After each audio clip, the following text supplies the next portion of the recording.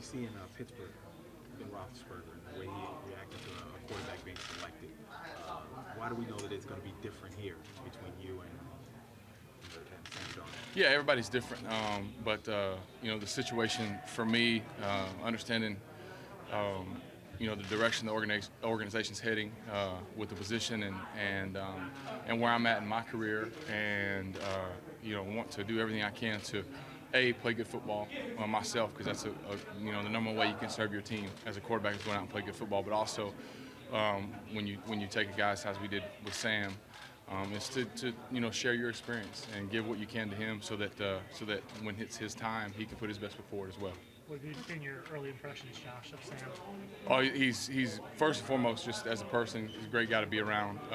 You know, works very hard, asks all the right questions, and so, you know, as you're developing your process, you know, in your profession, and you're trying to figure out how am I going to go about things, that's critical, and that's what Sam has done so well, I think, so far, is tell me about how you do this, tell me about how you do that. He's asking the right questions. We talk all the time, and so I think that's the first step in laying a great foundation for yourself, and then you know, grow off of that. So so far it's been great. What's it like working with Sam, because he is very close to your daughter's age? More like a father-son. No, I really, you know, embrace, you know, like an older big brother, you know. So, or uncle works, father son, a little too close to home, so to speak. But it's been great working with him. He's a good dude, and like I said, that's the great thing about this profession, is when you get in the locker room and you get around the guys, the kind of the age and all that stuff just goes away, and you start having fun, and I guess for me too, you look back and all these guys, you see yourself, and you just, I remember like yesterday, my first OTAs and all that, and so I think for me it's just, you know, what can I do to help these guys in their journey, so that they can do this job as long as I have, because it's been a tremendous blessing and honor to be here and play this long, and so you know, you want that for everybody. So it's been great working with Sam. He's been awesome. Was your head swimming at your first OTAs? Oh yeah. I mean, I remember, you know, I go out there in Arizona and I'm behind Jake Plummer, and just watching Jake do everything so smoothly, and you want that so bad early on. You're like, man, I want to look like that, and you just realize it takes a process. You know, it takes time to get to that point, and yeah, your head's swimming, people are going everywhere, but you want to find throws, you know, and you make that one throw or that two throws, and Sam made some today where you go, okay, you build confidence off those things, and so I think that's what's critical. We saw that with Sam today, and it's, you know, something he can build on for sure. What have you noticed out of Teddy Bridgewater in your time around him as far? Yeah, Teddy's awesome. He's a cool cat. He just having, you know, a guy who's, you know, plays as many games as Teddy has, and had, you know, the success. It's fun to have him in the room and listen to, you know, his ideas.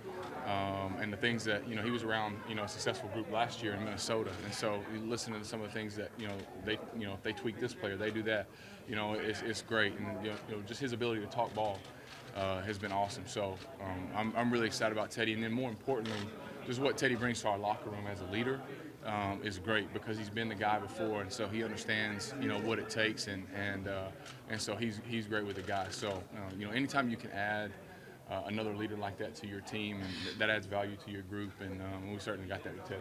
What advice would you give Sam about the expectations on him? Well, you know, I think that's the beautiful thing about having Teddy, is Teddy's been a first-round pick. You know, he understands what that's like, so we can kind of do that, you know, with him together. But also, you know, Sam wouldn't have been picked as high as he was if he didn't have high expectations for himself, you know, early on. And so I think that's the thing for us, is you realize as a competitor, there's standards and there's ways that you want to operate as a player, and typically those expectations are, you know, exceed, you know, anything from the outside in. So so I think, you know, for him, you know, Sam has his process, has his own standards that he wants to accomplish, and so I know he's concerned with that, and you know, playing in a big market in college, and understanding he's focused on just those things and not worried about anything else outside of it. Just your experience as a high school coach and help as a mentor for another, does that?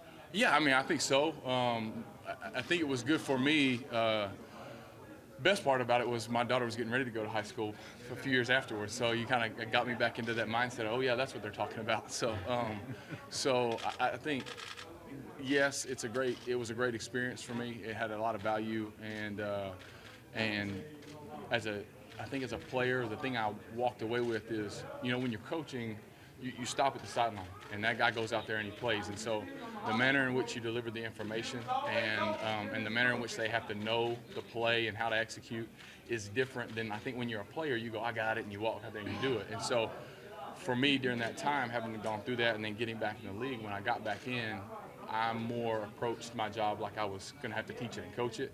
And so it was another layer of just understanding the plays. And I think it's borne fruit in how I've played since then. And it was certainly, what I changed on process, and it's something that I pass on to young guys.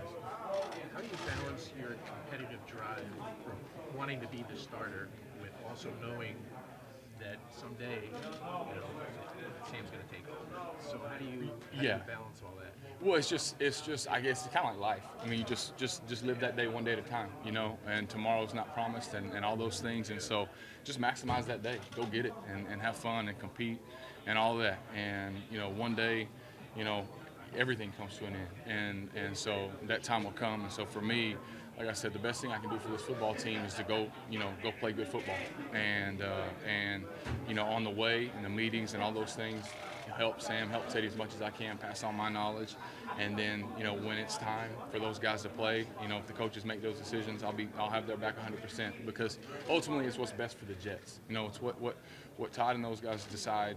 What is best for our team moving forward, how we can win football games, and that's all I care about. What's best for the Jets, and what can we do? And obviously, as a competitor, I want to be the one that's best for the Jets. And so my mindset every day is to wake up and put my best foot forward so I can be that option, and then we'll see how it goes. What do you say to Christian, who's still trying to play and he's changing his throwing motion and he's getting limited reps? How do you encourage him? Yeah, well, I think he did a great job today of just staying, keeping his mind in it, and it's a tough thing to go through, but it builds resilience, and I think it makes you better, going through stuff like this, for the future, and so it's certainly hard, but he just maximizes every rep and every throw he gets to continue to work on the things that he's working on, and then he's looking over every play, and we're talking through it back there and all those things. So it's obviously not ideal, but as a player, he's a competitor. He wants to be out there. But I think you can always go one of two ways in those things. You can get bitter and kind of just let your mind drift and get it over with, or you can stay engaged and stay involved. And Hack's doing that. It's credit to his character and who he is. What's your early evaluation or observations about Sam on the field?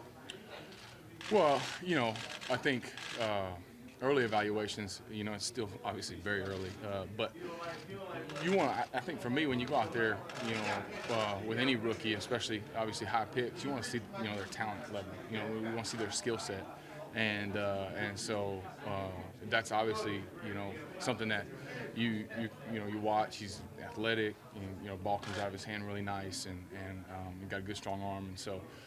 So those are the things just on the surface level that get you excited, because you go, man, when all of this stuff, as he grows and continues to grow, and he gets the game to slow down, he can execute. He can throw the ball accurately and do the things he needs to do. So that's the early impressions. But like I said, it's very early. We've got a long way to go. We're all working together, working hard.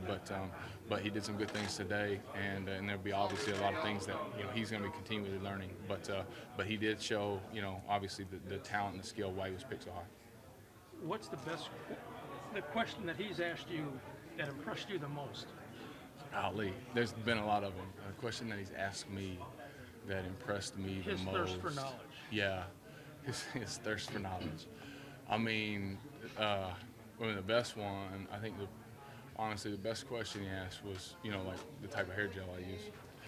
And that was the best question, and because that's where it starts. So, no, he's been good, man. Like, there's been so many, he didn't hesitate. He was like, hey, tell me about, this talking about stuff in the huddle, like how much do you say, how much do you not say?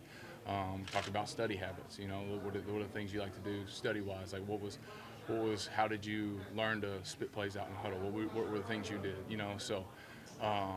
So I think those things you know, he gets what this position is about. And when you step into the huddle, you want to be able to command it. And so to me, when you're asking those questions to the quarterback, it's because he has a desire to step in there and own it. And that's on the right track. So, you know, I was impressed with the fact that he's asking that kind of question. He desires to be better in the huddle and to have a great presence in the huddle because he understands as a leader how important that is.